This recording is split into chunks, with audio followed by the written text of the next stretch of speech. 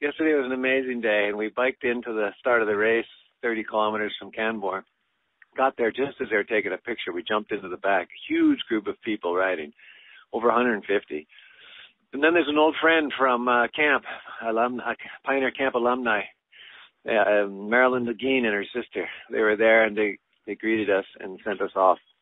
And they'd each given us a big chocolate bar. I mean, we were packed. We were like fully packed. I didn't want to take another thing, but I'm so glad they brought that chocolate because we had forgotten all about chocolate. And believe me, on some of the passes we climbed yesterday, we needed that chocolate to get up the hill. Yesterday, it was cool. We started out, Banff was quite nice, but cool. But then we had a cold wind at our back. At least it was at our back. Hey, I'm not complaining. This is an adventure. But man, especially Daniel and I, we were cold yesterday. We had it all. We had a little bit of sun, mostly cloud and cold wind. Then we had some freezing rain, and then some hail, then a thunderstorm that dropped snow on us as we were climbing over one of the passes, and cold. But anyway, last night we got into our tents. We set up camp somewhere in BC, in the middle of nowhere, beside this cold but powerful flowing stream, and the soothing sound of that stream rushing by all through the night was awesome. We slept really good, and we were warm in our sleeping bags, so we got the right sleeping bags. Thankful for that. For this morning, we got going a little bit late. We were at 4 degrees, froze ourselves. We just rode 40 kilometers. We just had a nice big breakfast at some little diner here in Elkford, BC. Now we're heading south, and we're going to be heading into grizzly bear country. What's the name of the town south of here, Daniel, that we're heading to first? A big mining town. Anyway, once we hit that town, we're going to stock up. We'll stock up with about 3 meals, and then we'll carry it in. And we're hoping to be deep into grizzly bear country in southern BC tonight, and then tomorrow head to the border, and we'll be into the United States, into Montana tomorrow. So that's kind of where we're at. Everybody's good.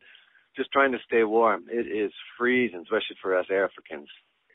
There was such an adrenaline rush yesterday morning when we got the kickoff. We just started going, and it was unbelievable. The sheer excitement of finally getting here and riding together with so many riders from all over the world and all ages. To say it was a thrill would be an understatement. Soaring through the scenery is unbelievable. We couldn't take a lot of pictures yesterday. One, we were just determined to get to our spot. Secondly, it was so cold and the weather kept changing on us. Not really good for taking pictures with freezing fingers. In fact, our fingers got so cold we couldn't even feel them. But we're stopping and taking some pictures along the way a little bit. But a picture cannot capture the extraordinary beauty of riding this Continental Divide through the Rocky Mountains.